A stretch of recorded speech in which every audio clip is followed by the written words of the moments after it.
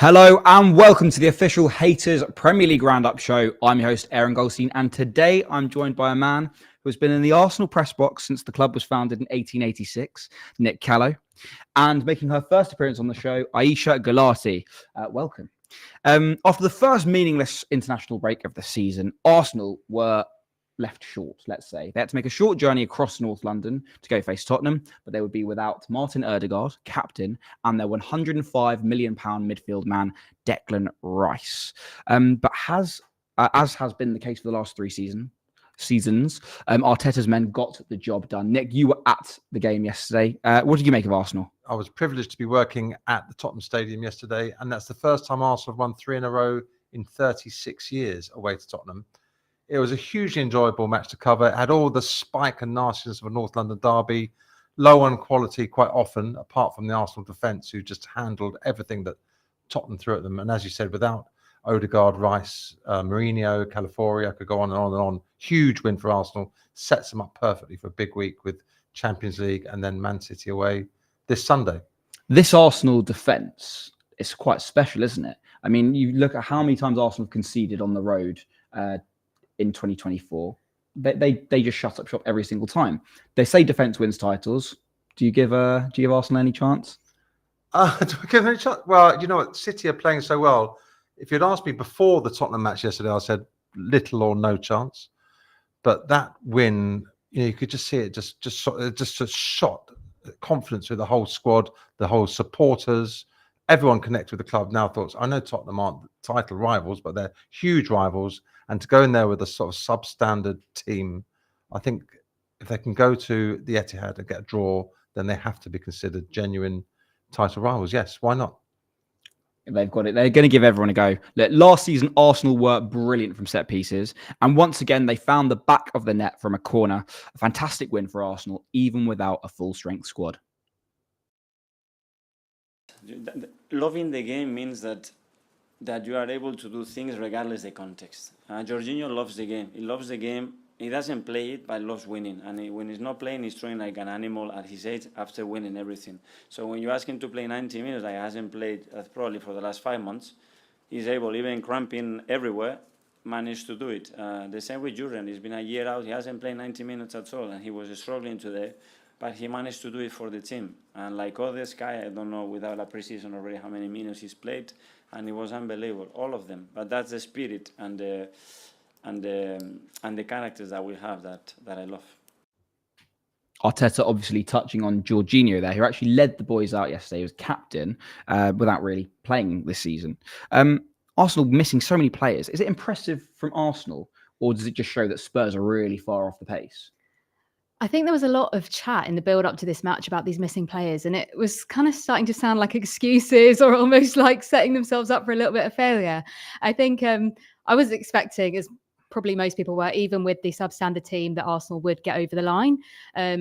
Spurs haven't been amazing this season. I think with Arsenal, they've shown at the weekend now that depth of squad and that they can call upon other players who might not be starting. And I think that's something that City have shown consistently throughout their title winning seasons, that, you know, even when they're missing players, they just have that squad depth.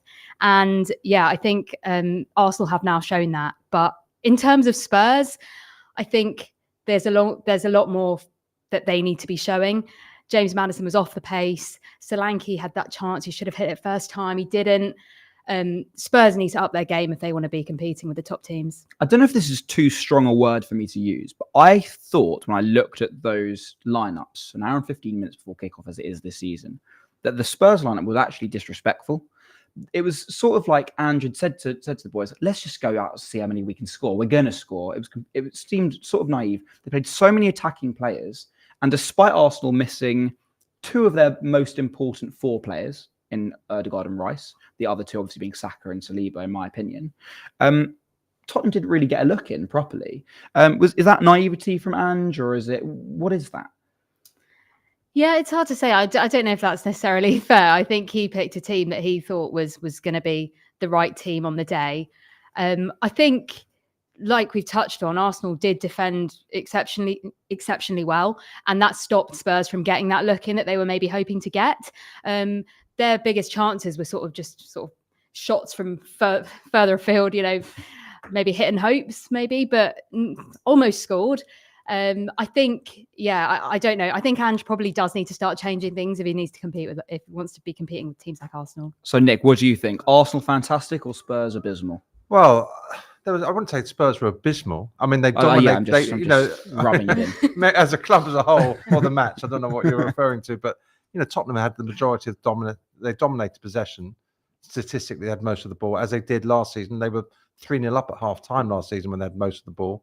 But you never really felt that Arsenal were going to concede. I mean, Arsenal defended like they always defend. They do defend well. And if Ange had sort of done his homework, which I'm sure he did, he got quite cross in the press conference afterwards when people were saying, "Oh, you don't practice set pieces, or you don't really have any tactics apart from just being gung ho and go for it." I mean, that would be to really disrespect him. I think, he has progressed Tottenham compared to where they were when he came in. They play a more exciting, entertaining brand of football. As yet, it's not more successful, but he's actually moved them. They're contending higher up the league than they were under Conte and Mourinho before. They need to stick with him. That was not their greatest hour. Arsenal were more comfortable winners this season at 1-0 than they were last season. I agree. Even though they only scored by one set piece goal. I mean, it's just they could have upped the gas if they wanted to needed to get a goal towards the end, but they didn't need to. Everybody talks about this Arsenal defence, and that obviously that centre-back partnership with Gabriel and Saliba is ridiculous. They are so good together.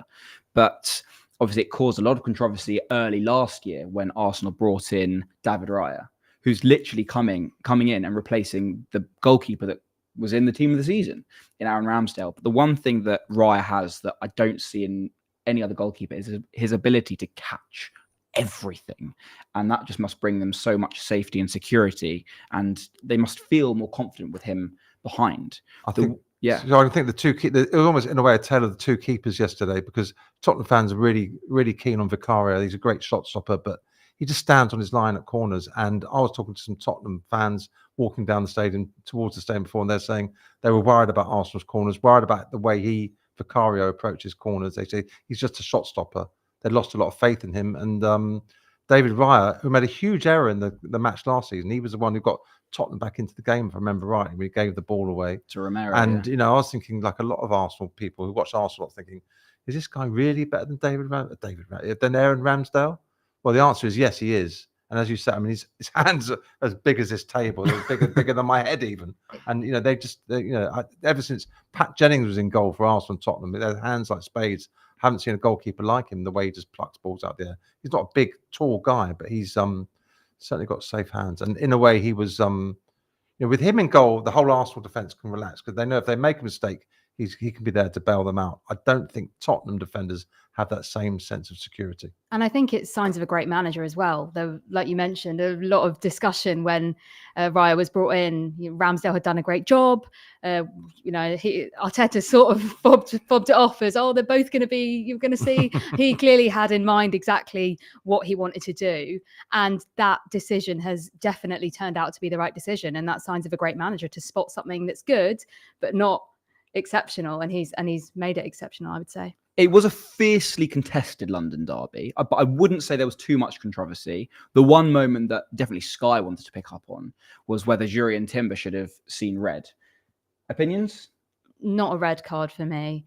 I think, it was, Studs was sort of up, but went down at the right time. It wasn't dangerous. I don't think it was a red card. And I think it's interesting because this weekend we saw the most yellow cards of any game week ever in the Premier League. Yeah. And it kind of makes you think, like, are they lowering the standards for these cards? But I'm glad that challenge was not given as a red. And I'm actually kind of okay if the standards for yellows are lowering, because a lot of that is with dissent, and I'm all for that. But I don't want to be seeing the red cards standard lowered to a challenge like that one. The best games are where you've got 11 versus 11. Yeah. I don't know why people are calling for reds the whole time. There were 7 bookings in the first half. We were all joking in the press box at half time. This Jared Gillett, who is not exactly the best referee that's ever been. I mean, he's usually one of those annoying sort of VAR refs, isn't he, Gillett, I think. But anyway, somehow he got given a match of that magnitude. He got up to 7 by half time. I think only did maybe 1 or 2 in the second half. Lost his way a bit there. But the Timber one, I mean, that was right in the far corner of the pitch from our sitting. Didn't even look like a foul. from He's just where trying to do a McGeady spin. and he put his foot on the ball. It sort of span over the top. Porro completely faked that injury to try and get the player booked, and then Vicario reacted. And then it was great. Everyone was piling in. This is proper North London derby stuff. All the players are piling in. The crowd's going mad, and it was all over nothing. Even better because it was over nothing. It was over one player pretending to be injured when he just got his ankle slightly tapped by a mistimed tackle, but it wasn't reckless. He put his foot on the ball. It came over the other side of it. Welcome to the Premier League. I wouldn't even booked Timber, let alone sent him off. I'm fully with you there. Look, we've touched on the set pieces element. Arsenal are thriving from set pieces. Tottenham certainly aren't. Look, I know for some reason people think I don't care about set pieces, and it's a narrative that you can keep going on for ages and ages. I understand that. Like I said, we work on them all the time like we do at every other team. You know that they're a threat.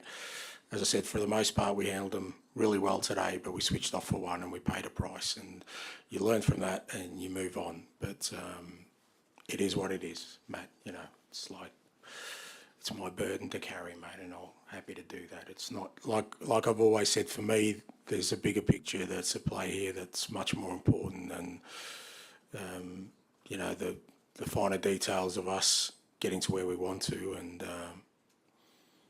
you know, for us, the way forward is to, as I said, try and turn the football we're playing into now into something meaningful. Oh, mate, I feel bad for him. I actually really like Ange, and I think he's taken Spurs to a new level. What should be their aim and goal this season? Is it a trophy? He says he always wins a trophy in his second season. And is he might be taking them forward, but is he a bit too stubborn, a bit too naive? I mean, what trophy is he going for? Let's see. I think they should definitely be aiming for those Champions League spots this year, for sure. But I mean, they've lost Kane. Their level was going to drop as a result of that. I think that he needs more time. He's mentioned this second season thing. I would, you've got to ride things out with managers. Arteta was given the amount of time to get where he's got to. Ange needs more time, and I think he's got a good vision. We've spoken already. He's made Tottenham a much more exciting team. Let's see what he can do. He's getting a bit prickly though, isn't he? This one of these very same Tottenham fans I was walking down to the ground said, what's the vibe like with Ange and Tottenham? He goes, well, we're still largely behind him, but if we lose to Arsenal today, and then they've got Coventry away in the League Cup, which they're in League One or Champions. No, Coventry, they're not the Coventry that beat Tottenham in the FA Cup final in 1987. Let's put it that way. He said if they lose that and lose to Coventry, then the fans could turn on Ange. And for me, that would be stupid. That would be really short-sighted. But you can see he's feeling a bit of the pressure. I mean, you lose to Arsenal, that's a big, big defeat for him. Definitely getting prickly, the way he reacted to that thing about the set pieces. Well, that is a finer detail. If you want to take your team to the next level, you really got to focus on the finer details. And he obviously hasn't been doing that to the same extent that Arsenal have on set pieces. I think he's the right man for the job, but they've got to give him time, got to keep backing him in the transfer market. It took Arteta quite a long time, but you could see Arteta was moving in the right direction very early on. And Tottenham they've just got a lot more catching up to do. It's going to take them a long, long, long time to catch up. You heard it here first, though. I think Tottenham are going to drop off a little bit in the league this season, but I back them to go on a really strong cup run. I actually think they Europa League? I think they might end their trophy drought this season. I think they're on paper, they have the best squad of all the teams in the Europa League. You've got to remember that teams don't drop down from the Champions League this season. I think the FA Cup, I don't know. I just see it. I think Ange could win something. So you heard it here first. If I get it right, I want some sort of reward. Well, to be fair, and you heard it here second, because he was saying it, they're definitely going to win the trophy this season. So the pressure is on. He has put the pressure on Tottenham now. Every time they're playing the cup, they have to win. 100%. Manchester City continued their fine start to the season, came from behind to beat Brentford. Erling Haaland scored his 8th and 9th goals of the season already, despite the loss of his uncle earlier in the week. You have to ask him. I don't know. I didn't ask him. It has to be strength, of course, and maybe for 90 minutes, forget when you play, forget your personal life, the punch in your face, the life give it to you. So it's good, playing. I didn't speak, of course, we were in touch. How does he feel? But I didn't even ask him, so are you ready to play or whatever? So I said, okay, he's going to play. If he's not ready, he will come to me to say, Pep, I'm not ready. He didn't send it to me, and for us, it's an incredible weapon, a team's like 1-against-1, when you isolate him with a central defender with the quality that you have with Ederson and Stefan for the long balls and loop passes. So it's a weapon that, we have to explode. We have to use it, and the best way is 93 minutes, 92 minutes. Forget and just play. Erling Haaland already has the Premier League record for the most goals in a season ever. However, this season, if he's to play every game, he's currently on track to score over 76. Sorry. Could he/will he break his own record this season? And if so, is it just a matter of time? There's absolutely no reason why he can't, first of all. But who knows what happens over the course of a season? People can get injured, etc. If he keeps going the way he's going, absolutely he can do it. He's already got more goals, 9 goals more than any other team in the Premier League this season. So yeah, Haaland on his own, basically, top of the Premier League. But Pep's joking, I'm really angry with him because he only scored 2 goals, not 3. That's sort of the levels we're at with him. It's like, how many is he going to score every game? Well, he must be nervous because next up is Arsenal. Yeah. Gabriel and Saliba are going to keep him very quiet. You confident? Remind me, what is the total, the Premier League record? His record, you got 35. Oh, yeah, he'll definitely beat that this season. Yeah, he's going to beat that this season, yeah. He's got 9 in 4. Yeah. Erling Haaland, grow up. He will go past 40. Definitely go past 40. I mean, it actually would be weird if he doesn't now. Yeah. I mean, he's almost unplayable. But as you say, last season, I think William Saliba didn't have him in his pocket, but he sort of worked out how to play him. And you watch the way he scored one of those goals against Brentford when he sort of bummed. Can you say that? He sort of reversed into Pinnock with his backside. It probably might be the wrong word. I think you may have used the wrong language. Yeah, he reversed into Pinnock with his backside and sort of bounced off him. Technically a foul in any game. That was a foul. And he knows how to get a goal in any circumstances. Do you see Man City dropping any points this season? I know if you watch the full clip on the Haters channel of Pep's conference, he says, of course we will. Of course it's going to come at some point. Do you think it could be next weekend against Arsenal, or do you think that they'll get that done? I think they're going to beat Arsenal at the weekend. Sorry, guys. But they will drop points, of course, over the course of a season. They will. And actually, historically, they've sometimes, dropped points against the teams you're not expecting them to drop points against.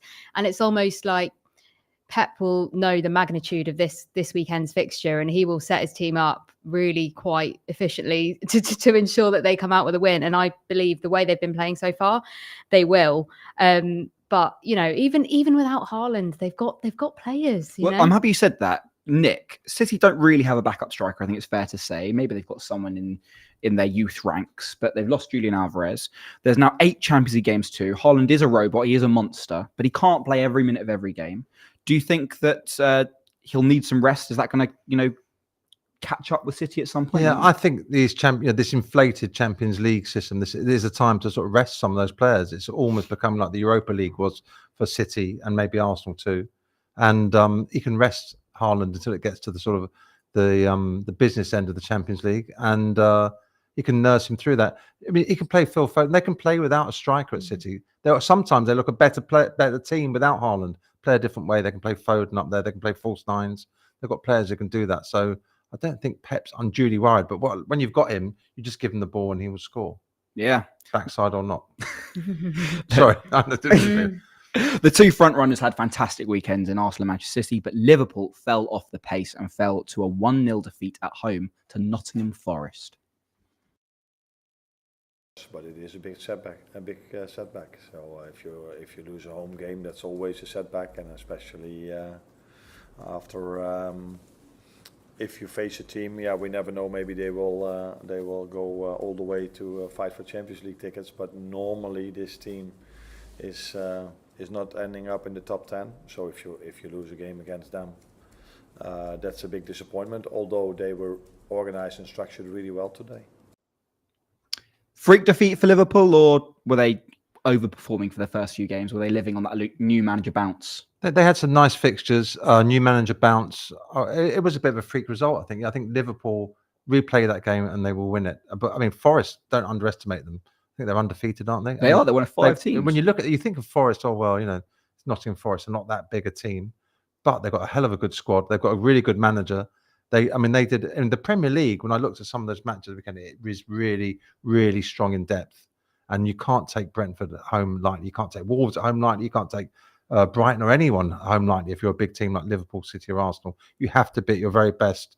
And Liverpool weren't. And you can see Slot just showing a little bit of anger with the way his team played. They didn't play well. I think it's more of a blip than a pattern. Yeah. Well, Aisha, for you, Liverpool have now lost 2 in their last 5 games at Anfield.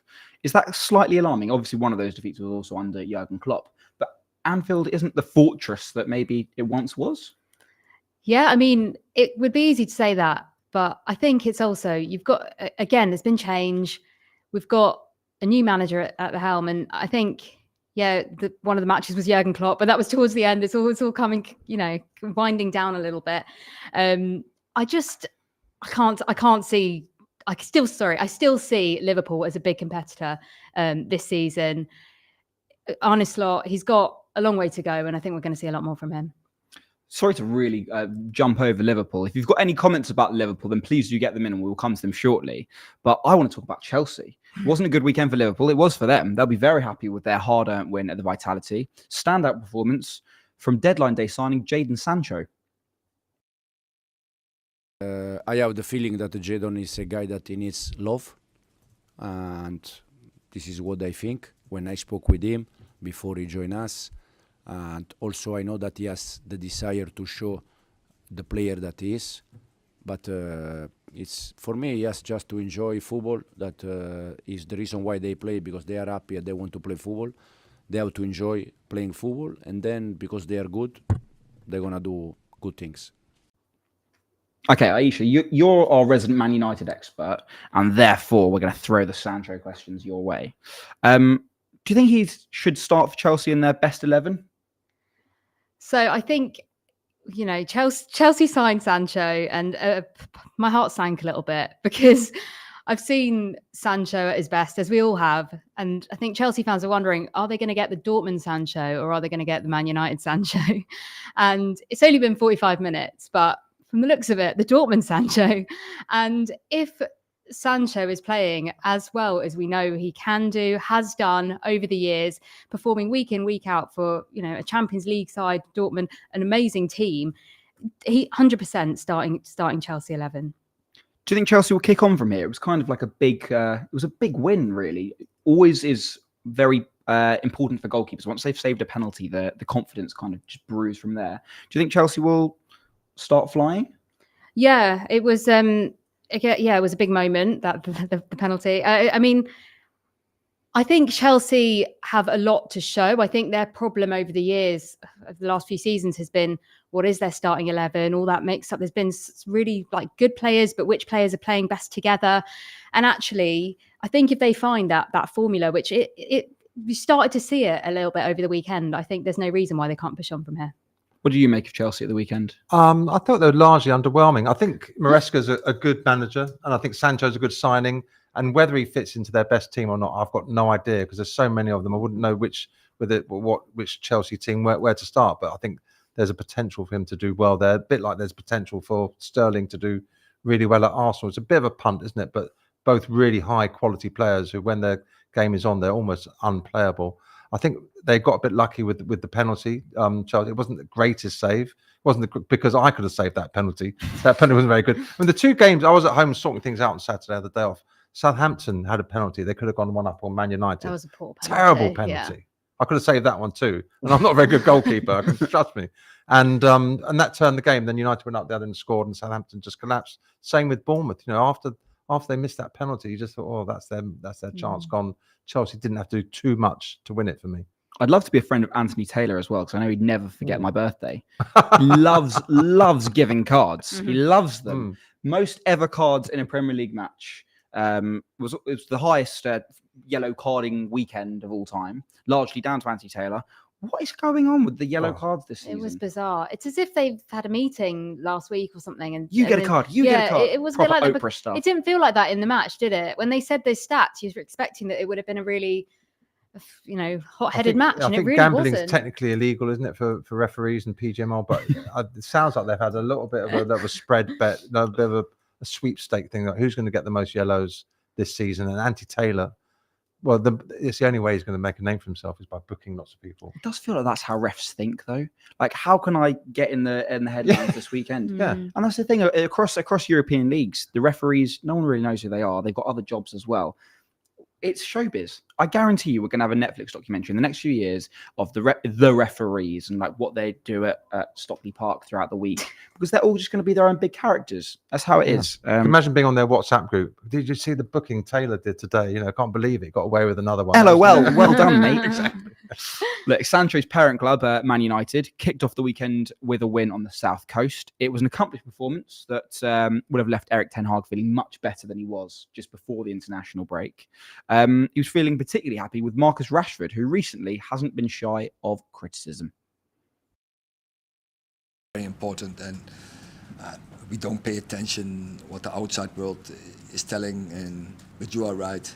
It was too much negativity to him because he created 2 great chances, 100% chances in that game as well, and also in other games in this season so far. He's playing very well, and he deserved that goal. But you have to work for it, and that is what he's doing in this moment. And then you get a reward. And I think he scored a great goal. He scored already so many goals for Manchester United, and he, on his age, the number of goals is amazing, and I'm sure he will score many more goals. But to get into a season for every striker is so important to be on the scoring list, and then you're building momentum, you're building belief, and then it will come into more goals. Aisha, big win for United. The floor is yours. I think, firstly, I'm delighted that we got a 3-0 win, but I do think 3-0 is a flattering scoreline based on that match. We spoke about it earlier, that penalty, and that just turned the game around. That, you know, the first 30 minutes, Southampton were all over United. They were the much better team, and had that penalty gone in, I think it would have been a different story, as it quite often is with these sort of big moments. It ignited something in United, though, so clearly a good thing, and went down the other end and scored less than 3 minutes later, and, you know, get that second goal just immediately after. And I think De Ligt getting on the scoreboard, I'm delighted about that as well, because we've had so many signings in the last few seasons, and it's been a case of, you know, who's the next flop, who's the next big player to come and ruin their career at United. And hopefully De Ligt can work well with Erik ten Hag, who he's worked with before, and hopefully create something really magical. Yeah, well, this little Ajax vibe that United have going on seems pretty good. Yes. Anthony, any chance for him to resurrect his career? I'm not sure about that. No, I don't think so. But a player I do want to talk about maybe is Garnacho. Scored that third goal. And I think the third goal was needed. Southampton were down to 10 men. United weren't showing loads. I was hoping for a bit more, thinking like, let's go out, score 4-5. But that third goal, I think, was really important to make that scoreline 3-0. And Garnacho's been great, you know, 4 goals and assists in 5 matches. He's only actually started one of those. Ahmad's been chosen maybe ahead of him. I don't know. It's a bit of a strange one there, but I think Garnacho's really proving that he does have that quality, and hopefully will keep delivering. So, you know, and Marcus Rashford, we've got to talk about Marcus Rashford, right? Yeah. Ten Hag described him as a ketchup bottle, which I quite enjoyed. He said, you know, you got to keep hitting, nothing's coming out. And then all of a sudden, he's brilliant. And hopefully that brilliance will keep on coming, because, yeah, we all know how good Marcus Rashford at the top of his game can be, and how important he could be for a United side that wants to do well. I have Rashford in my fantasy team. I think he's a really, really, really good shout. When he's on form, he's fantastic. I did find that little interaction we just had there very interesting. I talk about Anthony, and you're a United fan. Change the subject straight away. Let's talk about Garnacho. And ketchup. Much better. And ketchup, yeah. Anything two of my other than favourite Anthony. things. But Garnacho as well, he's got that little fire in his belly this year. He's been so active on social media. He literally tweeted, it was reposted about his stats so far this season. He's kind of like giving Ten Hag that little side eye. Yeah, I know I didn't used to play for Ajax, but I'm still pretty good. Yeah. Notice me. Yeah. One thing, again, this isn't anything to do with United, but Ben Brereton Diaz has now got a new Premier League record. He's actually, like me, neither of us have ever won a Premier League game, but he has the Premier League record of the most matches played by any player in Premier League history without winning. 18 he's now gone. Wow. Wonder when his fortunes will change. 2 of the next 4 games for Southampton are against their fellow promoted teams at home. So he must be thinking, oh, my time is coming. And like you, he's never missed a penalty in the Premier League either. That is true. Yeah, my penalty record is fantastic. Nick, are any comments coming through? A deluge of comments, actually. And I think 2 of the topics that really lit the audience today was what you were talking about earlier, asking whether Jurriën Timber should have been booked or sent off or hung, drawn and quartered for daring to kick the ball at the Tottenham Hotspur Stadium. The first one, if you've got time to run through a few of these, was from one of our viewers on Facebook, Alua from Nigeria. He says that Timber didn't deserve the yellow. It's always an agenda against Arsenal, always from the referee and the PGMOL. Bit of the old Arsenal conspiracy theory there, but thanks for watching, Alua. Bell Robert says he did fake the foul, but I guess he's talking about Porro there. Now I've got to be careful how I say this. It's Hots Hits 01. I think it's trying to get me to say something different there. Says the Porro challenge by Timber is a yellow. The throat grabbing is another yellow. Let's be consistent. Timberland should have been sent off. Thank you, Hots Hits. Alua comes back in and says Spurs do not win a trophy. They can only fight for top 4.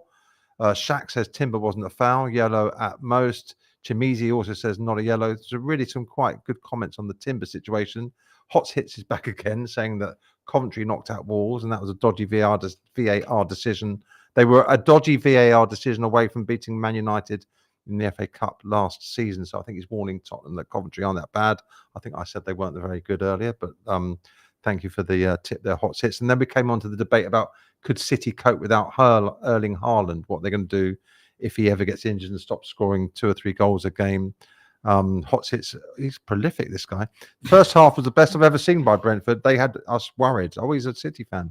Thank God we got Erling. We needed Rodri and Guardiola to get back control of the game. Erling Haaland looks even better. I think he's worked out how to evade defenders. Hots Hits, thanks for watching. Thanks for all your comments.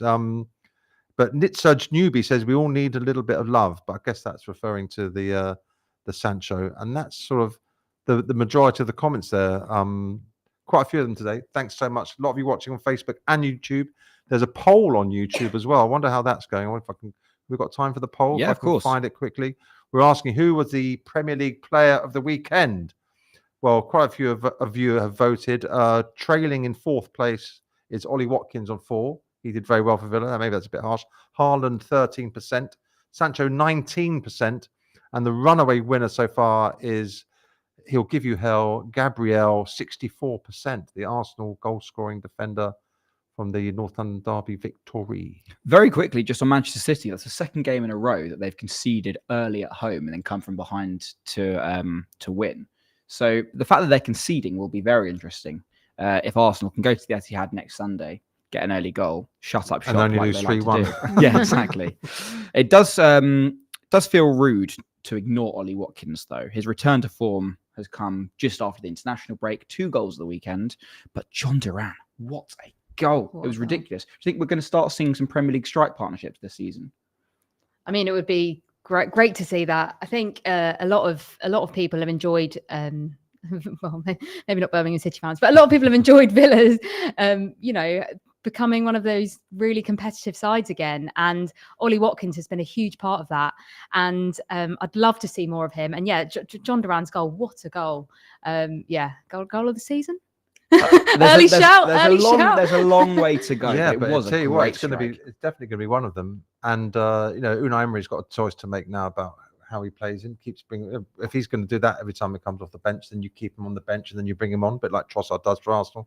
Ollie Watkins is an interesting one, isn't he? He still missed a couple of chances in that game that you'd thought he might have taken. He had a terrible time in the match against Arsenal, missing 2 sort of open goals. But he's a really, really good player. Villa did well to sort of make sure he stayed at the club this summer. There must be quite a bit of interest in Ollie Watkins, and he looks like he's going to be a top player for years to come. You mentioned about Duran's goals coming from off the bench. All 3 of his goals this season have been from off the bench. They've all been winners as well. Very interesting. No player's ever scored 4 winners off the bench in a season. There's 34 left to play. Wow. Just saying. So he wants to start on the bench? Is that what we're saying? The whole season. Yeah. No one's ever scored 4. No one's ever scored 4 winners off the bench. Winners, yeah. God. But obviously, the team that they were up against. Have you ever seen a more championship destined looking team ever than Everton? Oh. Like I mean, they're going to have the nicest stadium in the Championship for sure. Do you stick or twist, Sean Dyche? Oh, that's a really good question, because Dyche is the sort of manager you get in when you're in the sort of bit of trouble to get you out of trouble, isn't he? And there just seems to be such a lack of belief running through that club at the moment, from the supporters to the players. You know, I was when I started working as a journalist, George Graham was manager of Arsenal, and there used to be chats about how you're getting on, look at the table, you're mid-table. He said, I don't look at the table until after 10 games.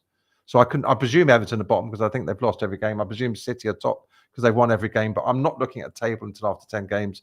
But I suspect when I do that Everton will be bottom, second for bottom, or third for bottom. It's almost impossible to believe that they'll turn it around and stay up. So I still think Dyche is probably their best bet for keeping them. I don't know who else is out there. David Moyes? Bring back Moisey? It's been on Twitter. All X, sorry. Yeah, I didn't look at that either until after 10 games. Well, I mean, we just touched on Duran and Watkins' strike partnership. One team that looks like they will have a partnership. Bring back strike partnerships, by the way. I love Premier League. 4-4-2. 4-4-2. Matetia at Crystal Palace. They look pretty decent together. Crystal Palace, they stormed at the end of last season. They looked fantastic. They came from 2 goals down yesterday. Didn't quite get the win, but still a good solid point when you look like you're in the trenches. How do you think Palace have looked early doors this year?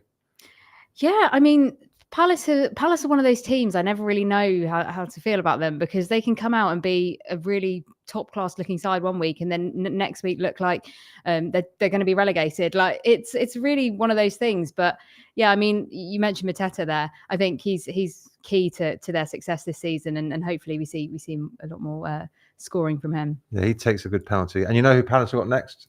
United. Man United at home, 5:30 kickoff Saturday night. Selhurst Park is going to be rocking for that. It's going to be rocking. I mean, I think you're absolutely right. You go you see a team play away at Crystal Palace, you think, oh, this could be a really difficult game, and the atmosphere there is fantastic. They've got Eddie and Nketiah. They've got some interesting new signers. Mateta's a wonderful player.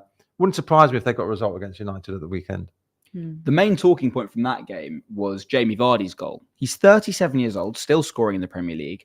Now he's outbeaten Mark Gahey, who's valued at maybe let's call it £75 million. I actually felt a little bit bad for Gahey with all the slander he was getting from there. That is literally what Jamie Vardy is known for. Yes, he's 37, but he's a pacey striker. What do you think? Do you think Gahey could do better, or is it just that happens in football? Yeah, it happens. I don't think it undermines Gahey's ability as a defender. He's shown that he has that ability, and also Jamie Vardy has shown for many years that he's just an exceptional striker. So it's one of those things. I think Gahey probably could do better, but I mean, Vardy scores goals. That's what he does. Newcastle look like they're back on the hunt for that 4th spot to reclaim that crown from Aston Villa. They came from behind to beat Wolves. There was a lot of teams coming from behind this weekend. Are Newcastle your favourites for 4th, Nick? I think they're my favourite football team. They're my favourite for 4th. I still think Villa look very good. I mean, it's interesting to see how they can cope with Europe. From what I've seen at Villa, they're better than they were last season. So in that respect, I think they'll do well. Newcastle, however, have started the season really well. And if they get the bit between their teeth, they're not in Europe this season, are they, Newcastle? No. So they've got that. They haven't got that to worry about. And it was when they weren't in Europe before that they had that really good season. If they can keep the key players injury free, then maybe it will be between them, Villa and Tottenham, United, Chelsea, Brentford, and there's 20 teams and Everton. Everyone but Everton, yeah. And apart from Everton, Yeah. sorry. What does Harvey Barnes have to do to start? He's just been unreal so far this season. Is it just lack of? Well, it shows how good Newcastle are that he can't get into the starting team. But there are players who are just impact players, and he's one of them. We just we're talking about players who can come on and make a difference. Super subs, And maybe that's how he's best used. Another weekend, another London derby. They can't all be derbies. Fulham, West Ham. Emile Smith-Rowe notched another assist. He's one of those players where I think in the next England squad, there's going to be some serious questions because Lee Castley's got a really tough job now. Harvey Barnes, Smith-Rowe, Sancho, Rashford, these players are all going to start coming back into the mix. Any of them, do you think they'll get into the next squad? Yeah, I mean, absolutely no reason why they can't. I think Rashford's still got a lot to prove. There's so much competition for his position. I don't think, I mean, I think Sancho, I definitely see it happening. He was great at Dortmund last year. He's had a good start to Chelsea, but I mean, we need to see more from him. And Harvey Barnes, is he actually going to be picked? He's in the discussion, but is he going to be picked? I'm not sure. Emil Smith-Rowe, on the other hand, I think he's great. And if he keeps playing week in, week out, which he's going to, no reason why Lee Carsley won't choose him. I think that's one of the reasons Smith-Rowe was so not willing, but he sort of accepted it was time to leave Arsenal because he wasn't playing well enough. He looked at the Euros and he saw a lot of his peers, people at Crystal Palace and players he had been playing with in England junior teams and under 21 teams, suddenly playing for England in the Euros. And he was sat at home eating Nando's and watching it on TV. And they thought, hang on, something's got to change in my life here. And Arsenal seemed to agree too. And they got a lot of money in from him to become Fulham's record signing. I think the next squad will probably be a bit too soon for him, but I was really impressed what I saw from Lee Carsley. Went to a couple of his press conferences around the last international break. He speaks well. He gives young players a chance. A lot of those young players that he's helped develop their careers, and including Smith-Rowe. Yeah. So he's got every chance. Yeah. The only other fixture of the weekend was a fairly forgettable one, as Brighton were held at home by Ipswich. Snooze fest 2K24. Do you think Ipswich have enough to beat the drop? Well, it's hard to say, isn't it? Because we've spoken about Everton going down, but I feel like last season we saw the 3 promoted teams go straight back down, and this season those 3 promoted teams, I think they've only got 4 points collectively from the first few fixtures. And that gap is just really seeming to it's wider and it's becoming a bit more apparent. So I don't know. I think, Ipswich needs to do a lot more if they want to stay up. Otherwise, I think they're going down. And Nick, it does feel like a million years ago, but everyone was talking about Evan Ferguson as the next big thing. And now when's the last time you really heard his name? Is he not being injured? Well, like he came on yesterday, but do you think? He was going to be the next £100 million player, wasn't he? That Chelsea were going to sign, and everyone was going to be bidding for. Everyone's £100 million player when it comes to Chelsea. But I don't understand it. It's what's going to happen with Brighton, who their real main target man is up top. Well, let's see when he's properly fully fit and he's got some match fitness under his belt, because he looked a phenomenal player when he was coming through, didn't he? And I think he'll have a good career ahead of him, Evan Ferguson. And just give him be a bit patient with him. He'll be back and scoring goals, and Chelsea will be paying £100 million for him next summer. Before we wrap up, are there any other comments that we should come to? Whether we should come to or not is a good question. There are other comments, and Razi Gaskari has been getting very animated about the Timber card situations. Yeah, I can accept Timber card, but the yellow card for Saliba. How many players have done this year and never get a card? Christopher George is watching from Liberia. Hello, Liberia. Thanks for joining us. And old MJ Sarki, is not as in sarcastic, but that's Sarki, says the referees are very harsh against players, and that's made football become war.